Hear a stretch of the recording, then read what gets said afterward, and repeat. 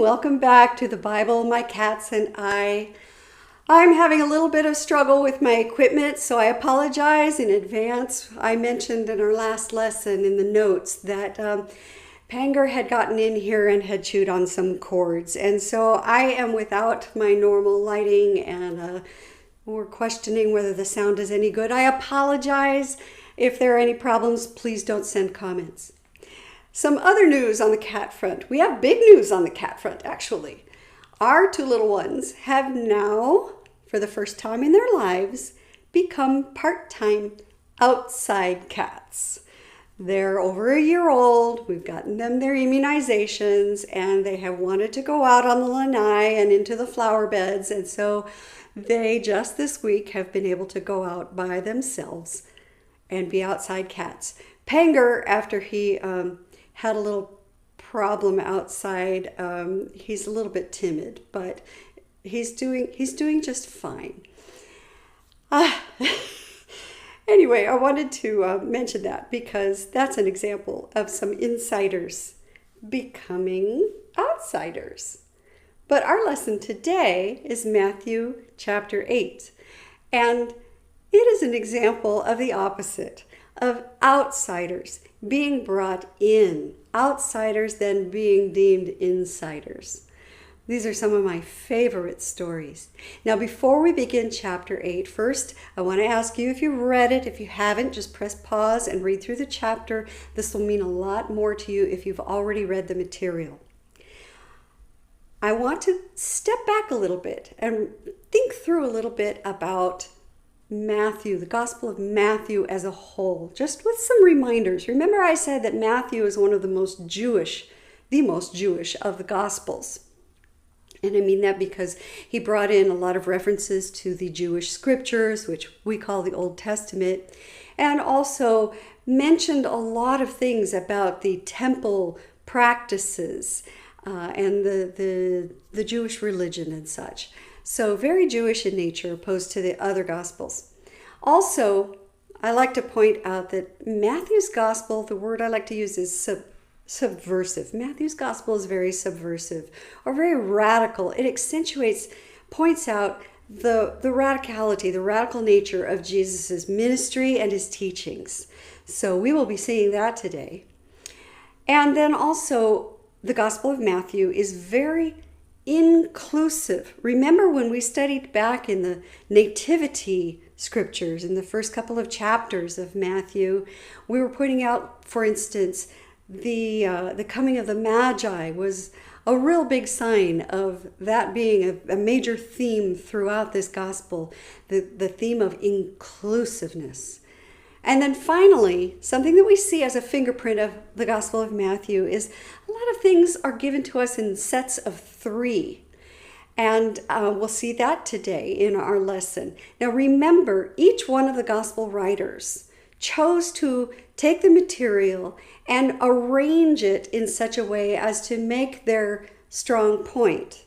And so that's why we see, for instance, in Matthew, Mark, and Luke, the 3 synoptic gospels, there's a lot of the same material in them, but they might be put in different chronological order within the gospel writing itself. And that's because each gospel writer wanted to give across a different message.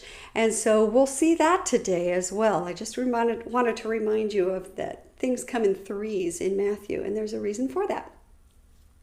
Now, Matthew chapter 8 is one of those that, remember I talked about the river of Matthew. We came from a slow spot in the river of this discussion, the Sermon on the Mount, a great discourse or sermon. And then now we're moving into chapter 8, which is where the river of Matthew narrows, if you will, and things begin to get active, and a lot of things start to happen, and people move from place to place. There are a lot of miracles and healings and some exciting things. Chapter 8 and chapter 9 sort of stand together in this as a group. We'll get into a new discourse when we reach chapter 10. But chapter 8 and 9 stand together in some of these themes and emphases. All right, well, I like to start at the very beginning if I can. I'll try to cover the first part, the first half of chapter 8, because I think there's a major theme there, a really good feeling for what this gospel is all about comes in the first part of chapter 8. So we'll be looking at that. I'm sorry I can't cover everything, but at least we'll be able to look at the first 3 stories in chapter 8. We'll start with verse 1. I'm starting with verse 1, even though it's not the beginning really of the first story, but it says this: when Jesus came down from the mountain, large crowds followed him. That reminds us about what came before this. Remember, we always want to read in context of what happened before and what happens after. So this reminds us that Jesus had just given the Sermon on the Mount. That sort of takes our minds back to Moses up on Mount Sinai, bringing the law of God. And here it was Jesus giving the Sermon on the Mount, bringing his interpretation, the New Testament of God, the new covenant, if you will, that we have with God, and explaining that. So here he is coming down the mountain. I don't want you to think like we have a saying coming down the mountain. Have you ever had that experience coming down from the mountaintop? Or maybe you've gone on a retreat or something and it was so wonderful. You were so moved and touched and changed. It was a spiritual high. And then you leave that place and you go home and you say, oh, I had to come down from the mountaintop. But that's not the same sense here. We have Jesus on the mount, but when he comes down, it's not like a downer. He comes down from the mountaintop and immediately becomes busy serving the people, becomes busy with the ministry and the mission of God. So that's what we're seeing here in this very, very first story that we're going to talk about. In verse 2, it says, a leopard came to him and bowed down before him and said, Lord, if you are willing, you can make me clean.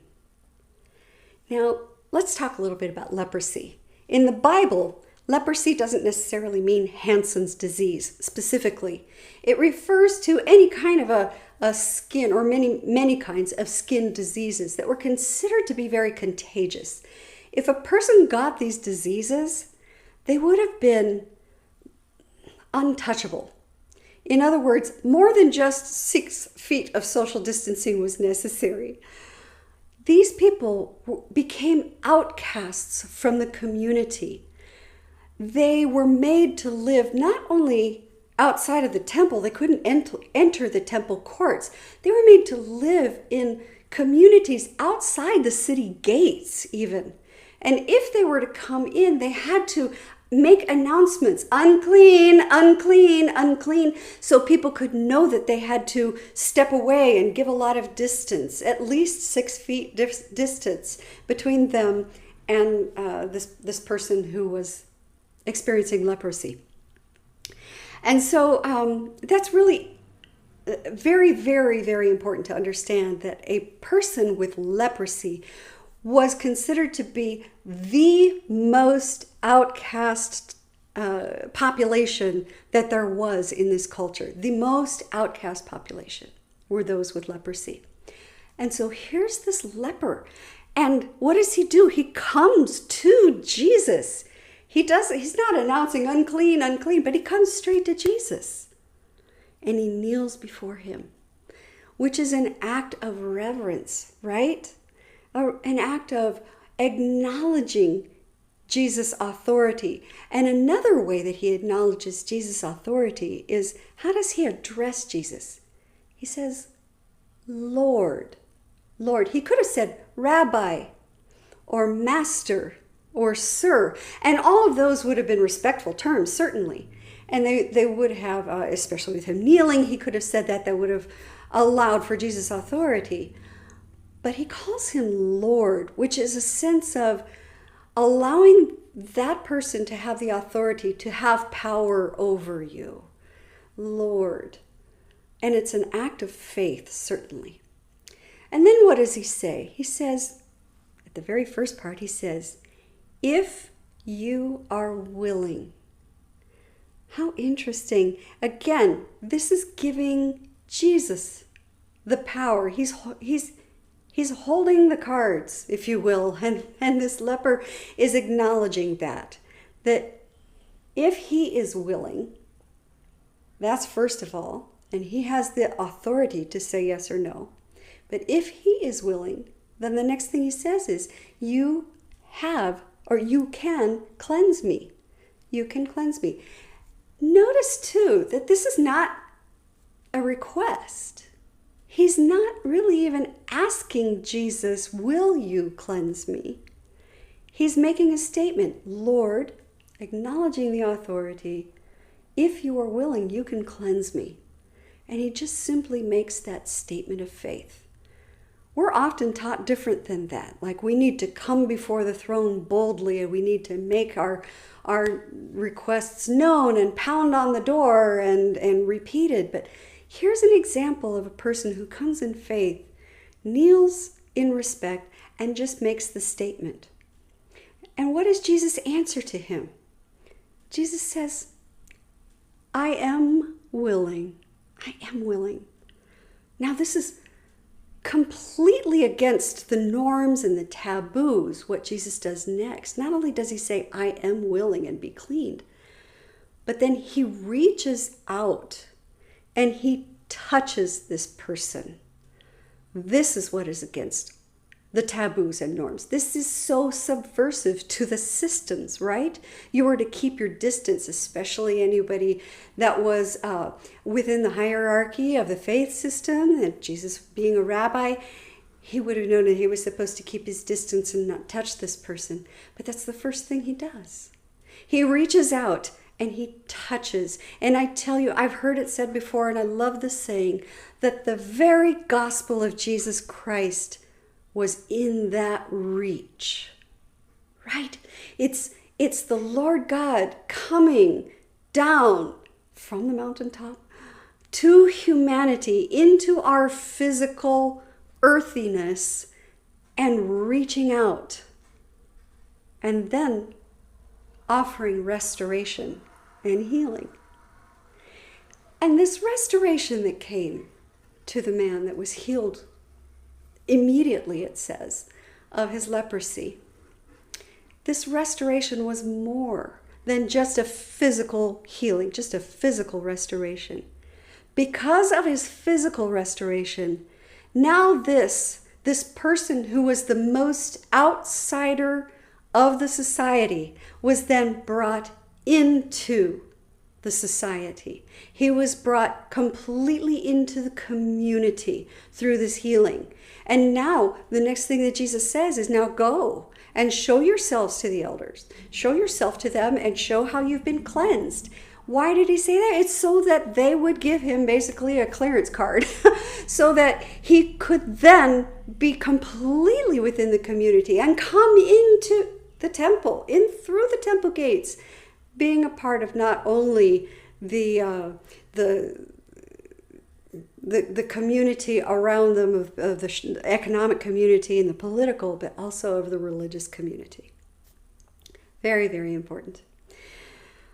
All right, that was a wonderful, wonderful example of an outsider being brought in.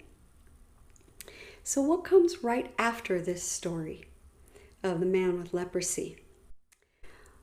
Remember, I mentioned the gospel writers put things together in a certain order in order to make a point.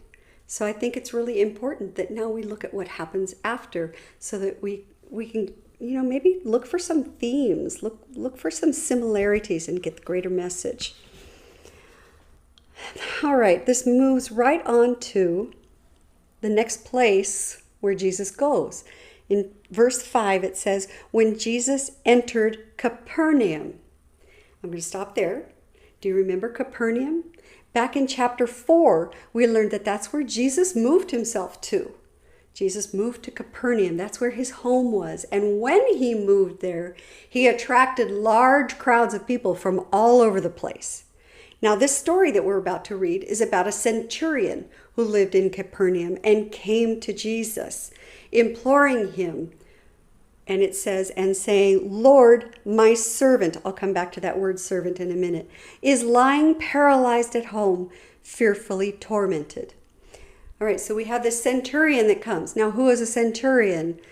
But an officer within the Roman soldiers, right? Okay, the Roman army. And he's there in place. Typically, the centurions were in place to keep the peace within this area that Rome had come in and possessed, right? At least taken over, taken charge. So here's this guy that's supposed to be keeping the peace, and he lived in Capernaum.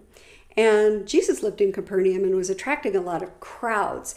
So it's my guess that this centurion probably at least knew about Jesus if he didn't know Jesus personally, because he would have been interested in who it was that was attracting these crowds.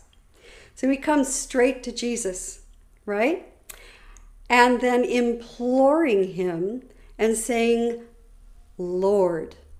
And here again, even a centurion is giving Jesus that authority, even over and above himself as a Roman officer, a Roman centurion. This is remarkable. So he is, in that one word, Lord, acknowledging Jesus's authority. And once again, he doesn't ask, but he makes a statement. Now, I said I was going to get back to the word servant when he says, Lord, my servant is lying paralyzed. That's what this is the NASB Bible. Your Bible might say, my son, and there may be even other translations.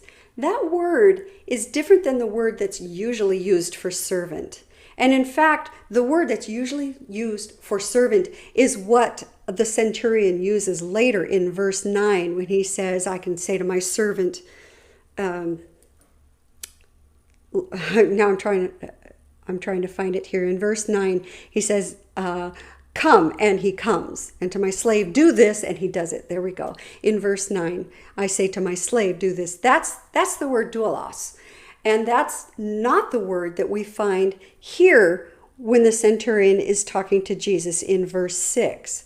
That word that could be servant or son is the word pais. And it has a totally different meaning to it. It's a term of endearment, if you will. And it can be used for many reasons, to mean many different things. To mean a dear little child, my dear one, might be another way to translate this. Pais, a dear one.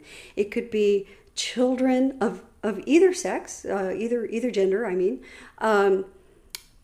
Or it could possibly be a dear servant, one that is very, very close to his master, a special servant. But again, it has this sense of belovedness, okay? And because of that, it was also a term. Now, I don't want to hurt anybody's sensitivities here, but we're all adults, so let's just talk about the truth, and that this term was also used for someone who might be considered to be a young partner. Okay? My beloved partner. That would be the term that we would use now. And I mean a same-sex relationship, a very close, intimate relationship with someone of the same sex. And this was something that was practiced from people who were in authority with younger people for many reasons. And it was practiced in the Roman, we know that it was practiced in the Roman culture at the time. And so it could have even been that. Now, is that important to the major storyline? I don't think it is. Whether it was a servant that was a special beloved servant, a special beloved child, a son, or whether it was a special partner, it doesn't really make that much difference to the overall theme of the story. It might have some underlying importances, but it really doesn't make that much difference.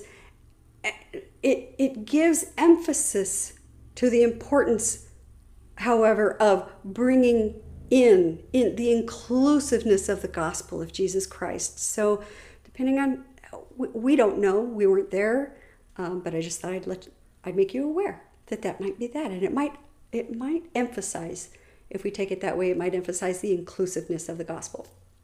All right, from now on, I will probably use a word. I like son. I think that's a really an endearing word, one that shows just how much love there was there. All right, so he says, my son is lying paralyzed at home, fearfully tormented.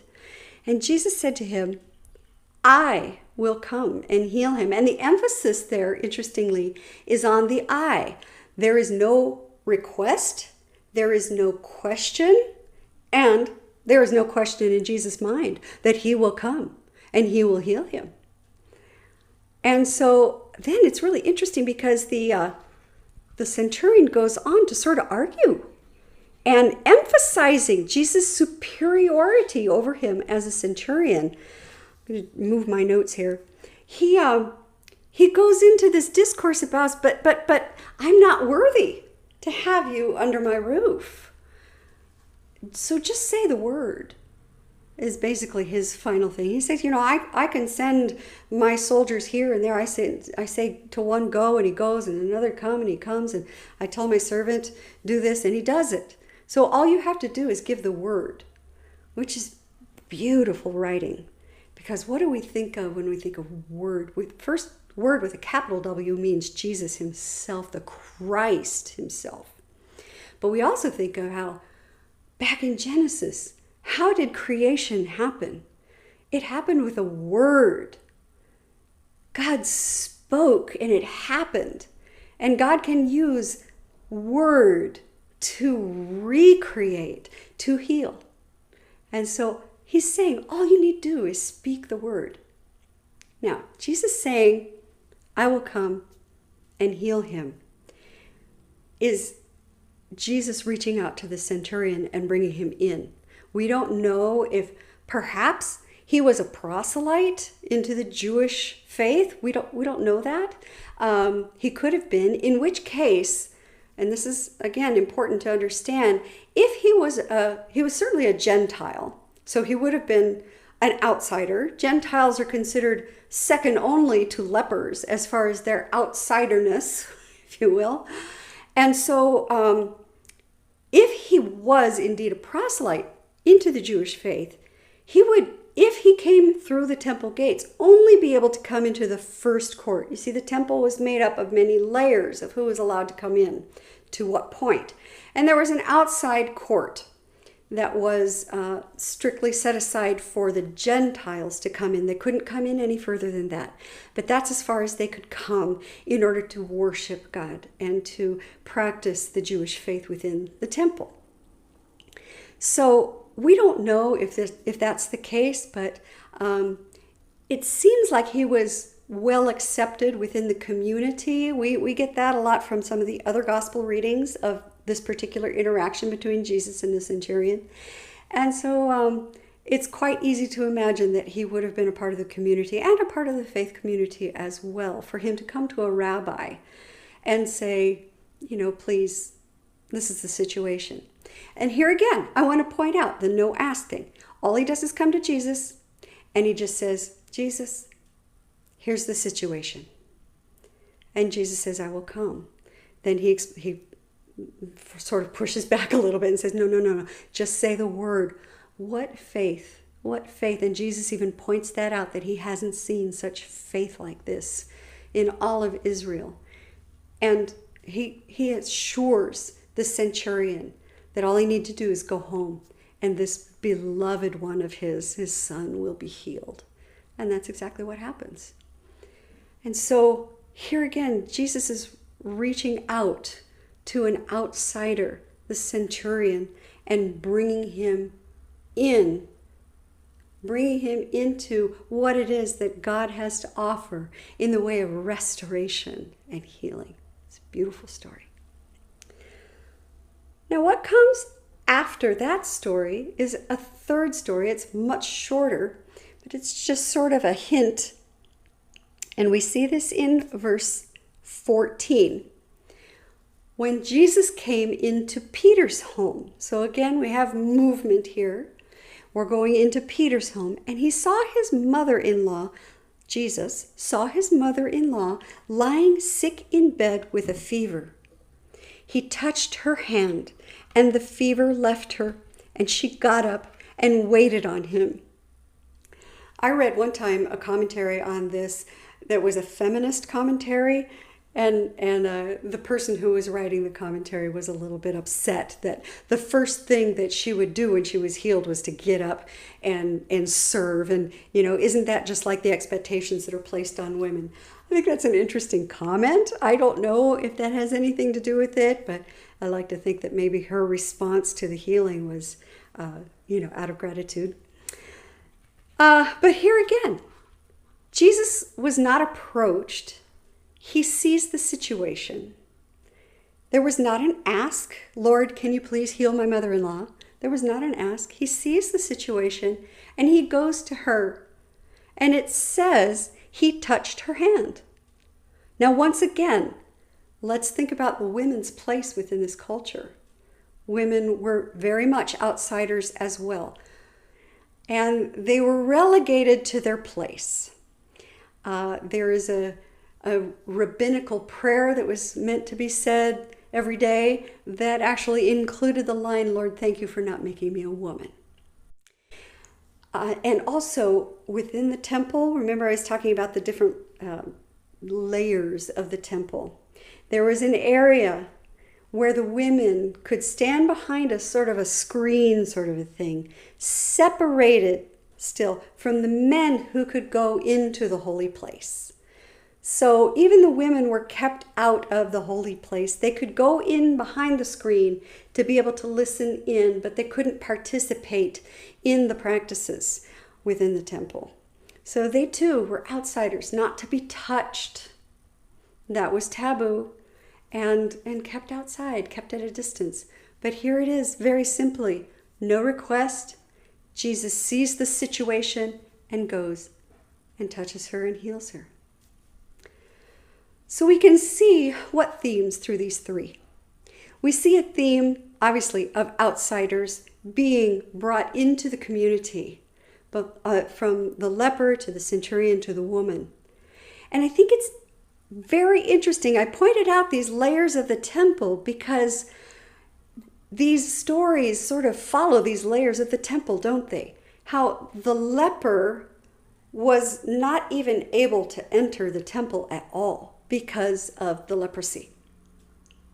And then the centurion was only able to enter the temple, make that a symbol of the community, if you will, but was not able to enter the temple except for that very outer court, the court of the Gentiles. And then the woman, again, was able to go in just a little further, but still kept at a distance, even within the temple. And so the placing of these stories in their arrangement is very interesting, in that it goes from the furthest outside, inward and inward and inward, to bring these people who were being considered outsiders and being brought in.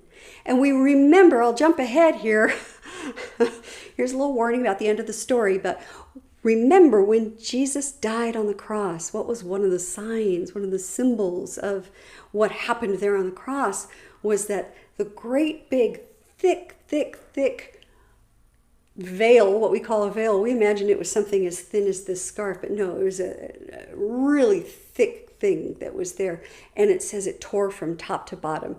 That this thing separated people from the Holy of Holies, where it was considered that God himself lived.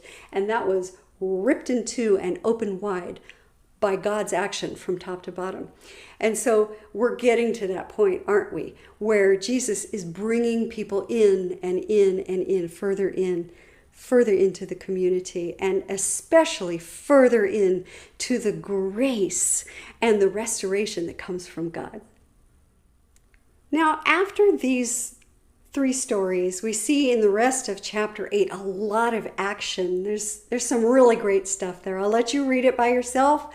I want you to think while you're reading it through, when you read about Jesus calming the sea, and oh my goodness, that's a beautiful part when the disciples say, "Who is this man that even the winds and the seas obey him?"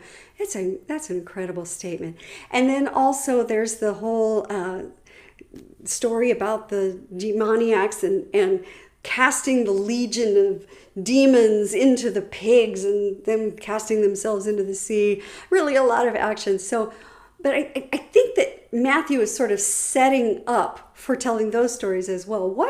What do we learn from these three stories that we've talked about today that sort of instructs us in our reading for the next stories? Something about Jesus' authority in those stories that follow. Think about that as you continue reading through chapter 8. Now, I have just a few questions I want to leave you with to sort of ponder and ask yourself. First of all, we see these people granting authority to Jesus. And it makes me wonder, what does it mean for us to give Jesus the authority that he deserves in our lives? What does that look like? How do we live that out?